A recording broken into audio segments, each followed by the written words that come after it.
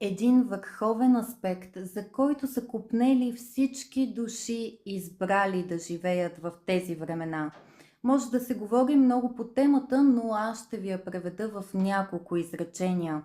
Приключване на твърдостта, контрола, ригидните убеждения, деспотството и подчинението в различните му проявления и сфери, такива каквито са били досега.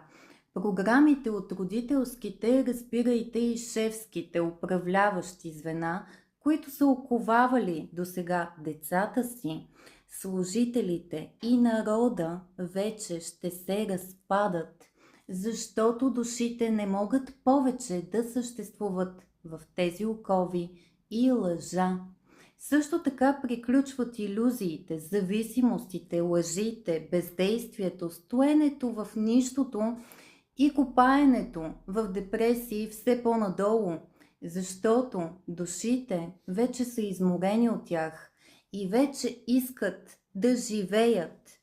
Травмите ще трябва да бъдат лекувани и излекувани, и то чрез поемане на отговорност и дисциплина за това.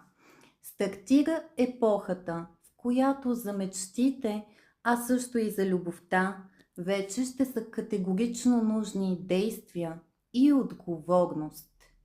Абсолютно божествен аспект и промяна на колективното съзнание. От днес са Сатурн и Нептун в съвпад в Овен. Материята и духовността, копнежите на душата, сега започват да се сливат в едно.